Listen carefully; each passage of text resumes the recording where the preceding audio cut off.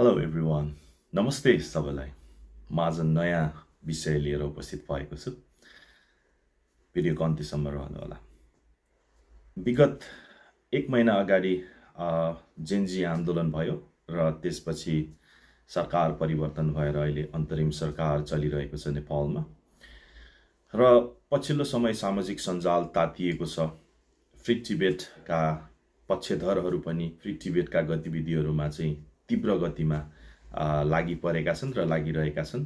साथसाथै एउटा विषय टिओबी भन्ने एउटा शब्द पनि निकै चर्चामा आइरहेको छ। टिओबी को अर्थ चाहिँ टिबेटियन ओरिजिनल ब्लड भन्ने हुँदो रहेछ। केही अन्डरग्राउन्ड र केही नाम चलेका र्याप स्टारहरूले चाहिँ भनिरहेको हामीले सुन्यौं केही सामाजिक सञ्जालहरूमा या समाचारहरूमा पनि। अब कुरा रहन्छ फ्री टिबेट को नारा नेपालमा किन? नेपाल त एउटा सार्वभौम सत्ता सम्पन्न देश हो र यो कसैको इन्फ्लुएन्समा जानुपर्छ र आउनुपर्छ भन्ने पनि होइन। र हिजोका दिनमा पनि फ्री टिबेटका नाराहरू बौद्ध लगायत स्वयम्भू लगायत अन्य क्षेत्रहरूमा हामीले देखेकै हो। आत्मदाहका प्रयासहरू पनि हामीले देखेका नै हौं। सम्भवतः तपाईहरु सानो छँदा या म आफै सानो हुँदा पनि मैले बौद्ध जस्तो ठाउँमा चाहिँ आत्मदाह प्रयास र फ्री टिबेटका नाराहरू गुन्जिएको हामीले सुनेका नै हौं। तर जति पनि टिबेटियन मूलका नागरिकहरू हुनुहुन्छ जो जसले नागरिकता लिइसक्नुभयो या पाइसक्नुभयो, उहाँहरूमा पनि यदि फ्री टिबेटको एउटा सेन्टिमेन्ट्स रहन्छ, केही कसैले चाहिँ नागरिकता लिन बाँकी तर नेपालको शरण लिएर बसिरहेको, नेपाल सरकारको शरण लिएर बसिरहेका जे जतिजना हुनुहुन्छ तपाईहरु, त्यो भावनालाई कृपया मनमै राख्नुहोला। नेपाल तपाईहरुको राजनीतिक स्थायित्व अथवा देश फिर्ता ल्याउने अथवा फ्री गराउने आन्दोलन गर्नका लागि, विरोध गर्नका लागि नेपाल चाहिँ खुल्ला मञ्च हैन। कृपया तपाईहरुले यो हेक्का राख्नु होला। नागरिकता लिइसकेका या इभन नागरिकता लिन बाँकी भएका जो जति टिबेटियन मान्छेहरू हुनुहुन्छ हैन, जो टिबेटबाट आएर जो बसोबास गरिरहेका छन्, जसको चाहिँ वंशज एउटा वासस्थान नेपाल होइन है, तसर्थ कृपया त्यो गतिविधिहरू बन्द गर्नुहोस्। साथसाथै जति पनि जेनजी आन्दोलन पछि एक प्रकारको माहौल खडा भएको छ नेपालमा, त्यसमा चाहिँ मैले हिजोका दिनहरूमा भन्दा पनि आज झनै छाडा तन्त्र एउटा जसले जे गर्दा पनि हुने हैन। पुलिसको सिनियर अफिसरहरूलाई पनि एउटा भनौं न लागु औषध खाएर भनौं न आफ्नो बोलीको टुङ्ग नभएको केटाहरूले गाली गलौज गरिरहेको छ। हाम्रो सिधा भाषामा भन्दाखेरि ट्यापेहरू हैन, तोर्पेहरूले एउटा अफिसर जस्तो मान्छेलाई गाली गरिरहेको छ हैन। त्यो टिओबी को ज्याकेट लाउने केटाको इन्टरभ्यु नै हेर्नुस् हैन, एउटा त्यो क्लिपमा छ। के खालको बोली हो त्यो? त्यो संस्कार हो? त्यो कस्तो खालको संस्कार हो त्यो हैन? तसर्थ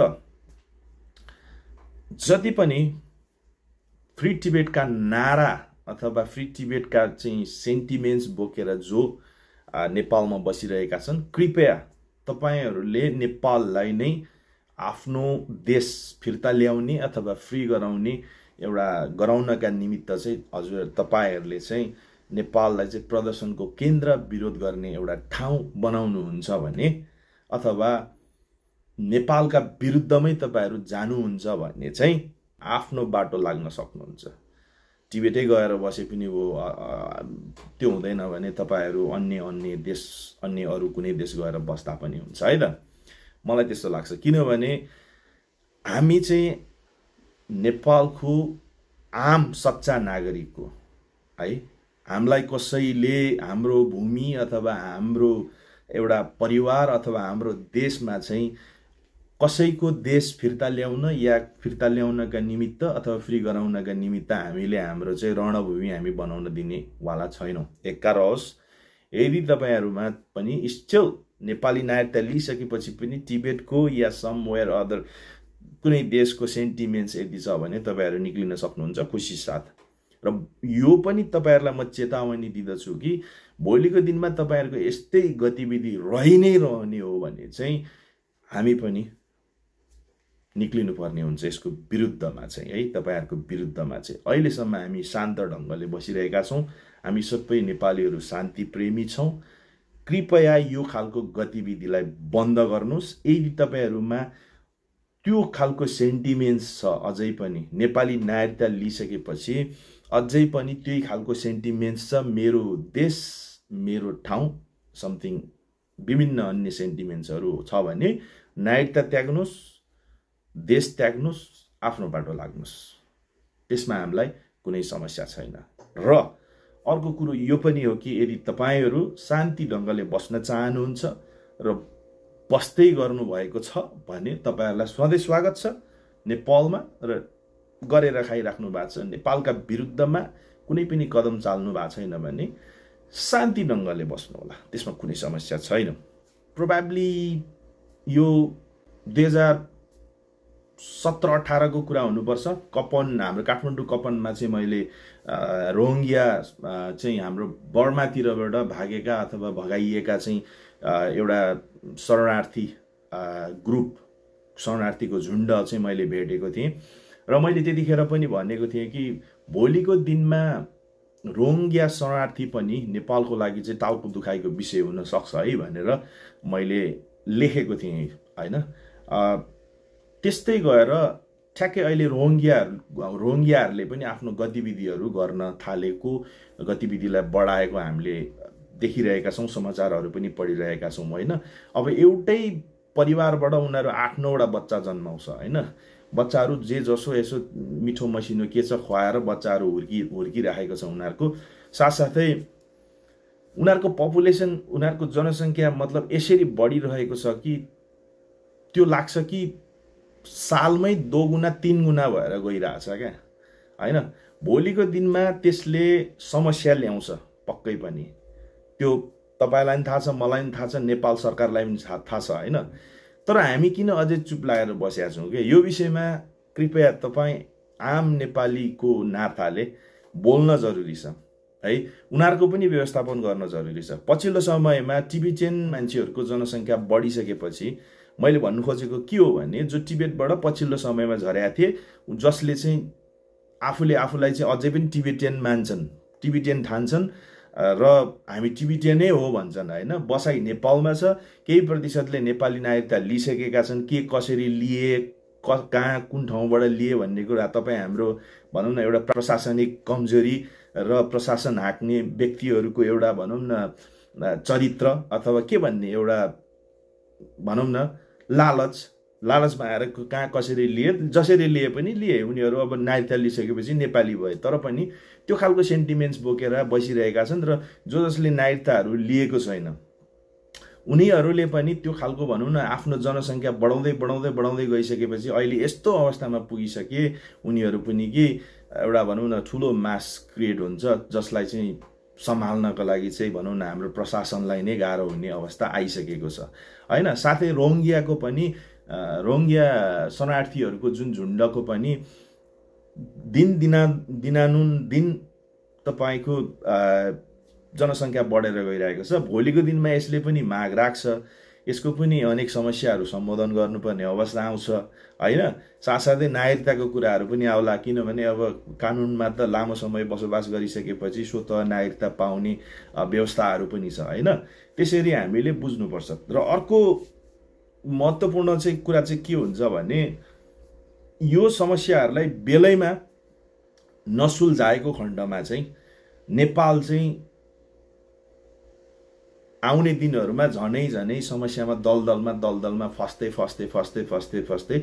जाने एउटा अवस्था आउन सक्छ है र अब कुरा रह्यो यो पनि फेरि यो बडो महत्त्वपूर्ण कुरा छ पछिल्लो समयमा देखिएको सञ्जालमा अनि भनौं न आम बुद्धिजीवी वर्गमा अथवा जति पनि हाम्रो चाहिँ भनौं न ठुटेहरु भन्छ के म तिनीहरुलाई ठुटे बुद्धिजीवीहरु खास केही थाहा छैन इतिहास पनि थाहा छैन तर मनमा जे आए फ्याक्ट बोल्दिहाल्ने हैन अब त्यस्तो खालको बुद्धिजीवीहरुलाई चाहिँ ठुटे बुद्धिजीवी भन्छु म पछिल्लो समयमा एउटा भाष्य के निर्माण भएर छ भन्दाखेरि अलिकति नाक थेप्चो, अलिकति आँखा चिम्सो, अनि अनुहार अलिकति गोरो, अनि छाला अलिकति गोरो वर्णको मान्छे, अलिकति कम हाइट भएको मान्छे देख्नु बित्तिकै यो चाहिँ समथिङ टिबेटियन शरणार्थी हो, अनि यो चाहिँ समथिङ दार्जिलिङको शरणार्थी हो, या समवेयर एल्स, यो बर्माको, यो समथिङ होइन, भुटानको कहाँको, यो खालको भाष्य हामीले देखियो होइन।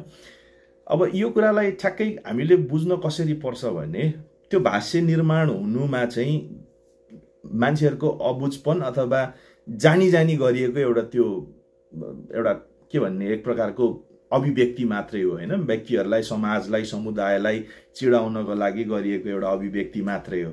इतिहास उनीहरूले राम्रोसँग बुझेको छैन।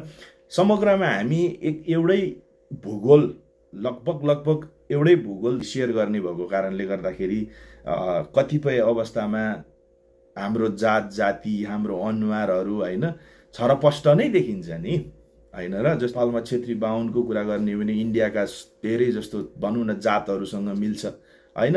अब हाम्रो राई लिम्बू, अब मगर गुरुङ होइन, तामाङको कुरा गर्ने हो भने इन्डियामा पनि छन् राई लिम्बू मगर गुरुङ तामाङ होइन। अब यो एउटा भूगोल भएको कारणले गर्दाखेरि अनुहार मिल्न जान्छ। अनि अर्को कुरो, even though China, Burma, even though टिबेटकै कुरा गर्ने हो भने पनि टिबेटियन अनुहारहरू पनि मिल्न जान्छ। तर सबैभन्दा महत्त्वपूर्ण के हुन्छ भने जसले नेपालमा, जसको चाहिँ भनौँ न पुर्खा चाहिँ लामो समयदेखि बसेर चाहिँ जसले वंशज नागरिकता चाहिँ बोकिरहेको छ, ऊ त प्योर नेपाली हो नि। चाहे उसको अनुहार जस्तो सुकै जेसुकै होस् समथिङ होइन, चाहे छाला जस्तो होस्, चाहे ऊ जुनसुकै ठाउँबाट होस्, तर उसले वंशज नागरिकता मजाले लिइरहेको छ भने ऊ त प्योर नेपाली नागरिक नै भयो नि। चाहे ऊ जुनसुकै जातको होस्, चाहे उसको अनुहार जस्तो सुकै होस्, डल्लो होस् कि गोलो होस् कि उसको आँखा चिम्सो होस् कि नाक थेप्चो होस् कि या समथिङ होइन।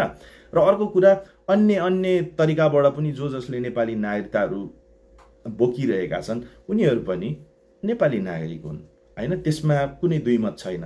र यसमा हामीले चाहिँ तपाईहरू जस्तो छुटे बुद्धिजीवीले चाहिँ त्यो एक प्रकारको भनौँ न ट्याग दिइहाल्न जरुरी छैन है। म त्यसरी बुझ्छु। यदि दिनुहुन्छ भने पनि नो प्रब्लम, त्यसको लागि काउन्टर दिने अन्य विभिन्न कुराहरू छन् जुन अहिले नगरौँ है, किनभने इतिहास बुझ्न जरुरी छ, म त्यसो भन्छु। सो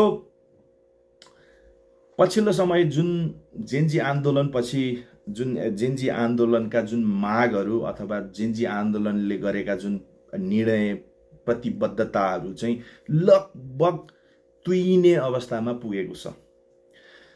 अब अस्ति भर्खरै मैले जेन्जी आन्दोलनकारीहरूको जुन लिडरहरू हुनुहुन्छ, धेरै प्रकारका लिडरहरू हुनुहुन्छ, झुन्डको लिडरहरू हुनुहुन्छ, उहाँहरू केही लिडरहरूले चाहिँ सम्माननीय प्रधानमन्त्री ज्यूसँग चाहिँ यस्तो प्रश्न गरिरहेका थिए कि यो हाम्रो सरकार त बाह्य शक्तिले चलाइराखेको छ रे नि, एनजिओ समथिङ आइएनजिओले चलाइराखेको छ रे नि भनेर जेनजीका लिडरहरूले आफूले भनौँ न आफैले ल्याएको कार्यकारी प्रधानमन्त्रीलाई चाहिँ त्यो प्रश्न गरिरहेका मैले समाचारमा देखेको थिएँ। कस्तो लज्जास्पद कुरो हो के त्यो भनेको नि। आफूले बनाएको प्रधानमन्त्री अथवा आफूले बनाएको सरकार चाहिँ कस्तो हो, कहाँबाट परिचालित हो भनेर प्रश्न सोध्ने हो त। त्यो बुद्धिमत्ता हो, त्यो म्याच्युरिटी हो हैन। त्यही भएर म त यस्तो देख्छु कि अब यो जेनजी जुन झुन्डमा केही राजा पक्ष पनि रहेछन् जेनजीमा है, अनि इन्डिभिजुअल केही जेनजीहरू फेरि अलग्गै एनजिओ आइएनजिओ पट्टिबाट पनि भनौँ न इन्फ्लुएन्स भएका जेनजीहरू पनि रहेछन्, र केही जेनजीहरू चाहिँ आम जेनजीहरू जसको चाहिँ माथि कोही पनि छैन हैन, त्यस्तो खालको जेनजीहरू पनि रहेछन्।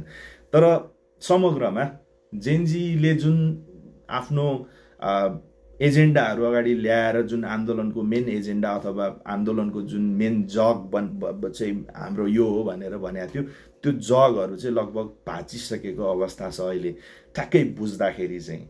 किनभने जुन हिसाबले कारबाही गर्छु भनेको थियो, जुन यथास्थिति जुन बेला आन्दोलन हुँदै थियो ढलेको सरकार जसले हाँकिरहेको थियो, साथसाथै भ्रष्टाचारका मुद्दाहरू चाहिँ फटाफट खोलिने जस्तै होइन। अब जस्तो कि गृहमन्त्री र केपी ओलीलाई पनि तुरुन्तै पक्राउ गरेर चाहिँ कारबाही गर्ने, साथसाथै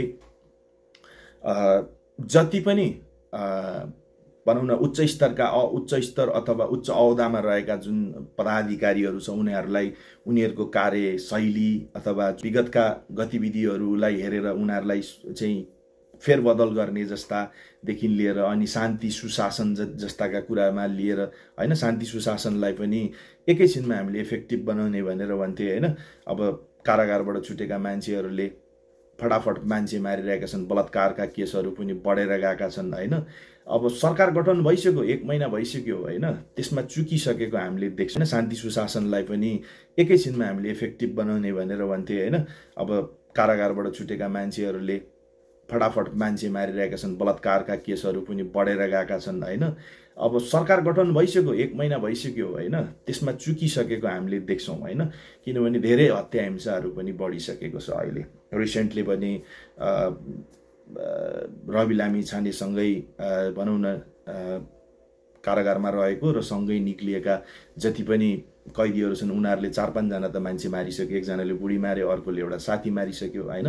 बलात्कारका केसहरू पनि बढेर गइसक्यो। साथसाथै नेताहरू जति पनि अन्य दलका शीर्ष नेताहरू छन् होइन, शीर्ष नेताहरू पनि अब जागिसकेको, चहल पहल दिन थालिसकेका हामीले देख्न सक्छौँ। साथै अब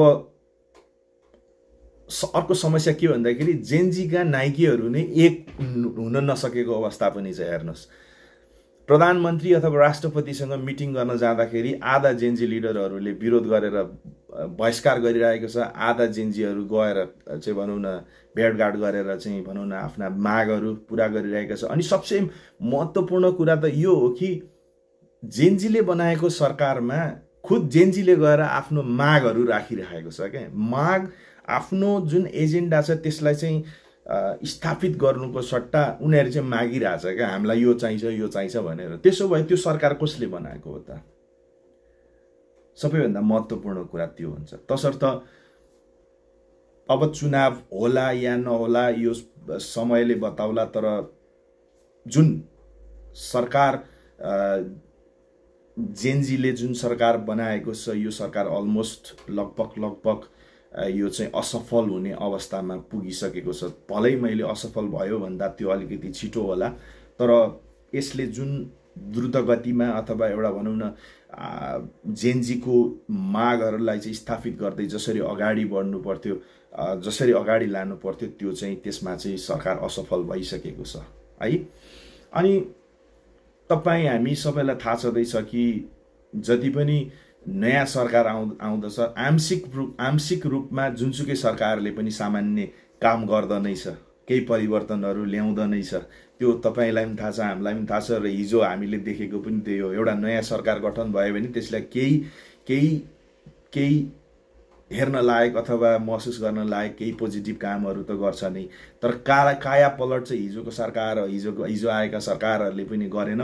र आज जुन सरकार चलिरहेको छ जेनजी आन्दोलन अथवा जेनजीले बनाएको सरकार, यो सरकार पनि अलमोस्ट असफल हुने पक्षमा पुगिसकेको छ। छिटफुट केही आशावादी अथवा आशा लाग्ने खालका कामहरू नभएका होइनन्। यो त सामान्य सरकार, नयाँ सरकार गठन गर्दाखेरि आंशिक छिटफुट राम्रा कामहरू हिजो पनि भएका हुन् र आज पनि त्यही अवस्था छ। खास त्यस्तो साह्रो भनौँ न के अरे जेनजीले ल्याएका जति पनि एजेन्डाहरू छन्, जति पनि त्यो एजेन्डाहरूलाई चाहिँ स्थापित नगरिकन सरकार अर्कै ढङ्गले अर्कै कसैको इन्फ्लुएन्समा अगाडि बढिरहेको चाहिँ एउटा महसुस हुन्छ। तसर्थ अब समग्रमा यो कुरालाई हामी यही छोटौँ। सरकारले चाहिँ जति पनि फ्री टिबेटका गतिविधि भएको छ त्यसलाई चाहिँ यदि उनीहरू दोषी छन् भने कारबाहीको दायरामा ल्याउनुपर्छ र आउने दिनहरूमा यस्ता गतिविधिहरू चाहे त्यो टिबेटियन चाहिँ मूलका नागरिकहरूबाट होस्, चाहे बर्मिज, रोहिङ्ग्या अथवा अन्य भुटनिज शरणार्थीहरूबाट होस्, यदि इन केस अफ भोलिको दिनमा पनि आउने भनौँ न समस्या अथवा उनीहरूले गर्ने गतिविधिलाई चाहिँ नियालिराख्नु पर्दछ र त्यो हुन दिनु हुँदैन। जुन हाम्रो यदि भएको खण्डमा चाहिँ एउटा राष्ट्रको बेइज्जत र हाम्रो राष्ट्रको सार्वभौमसत्तामा नै एक प्रकारको आघात पुग्ने देखिन्छ। तसर्थ यी गतिविधिहरूलाई हामीले रोक्नुपर्छ, चाहे ती टिओबी हुन्, चाहे त्यो बिओबी हुन्, चाहे तिनीहरू चाहिँ होइन जोसुकै हुन्, उनीहरू यदि गलत छन् र गलत वेबाट आफूलाई प्रेजेन्ट गरिरहेका छन् भने कानुनको दायरामा ल्याइनुपर्छ यिनीहरूलाई। धन्यवाद। म भिडियोलाई यहीँ टुङ्गाउँछु। कृपया भिडियोलाई लाइक, कमेन्ट, सेयर अनि च्यानललाई सब्सक्राइब गरिदिनु होला।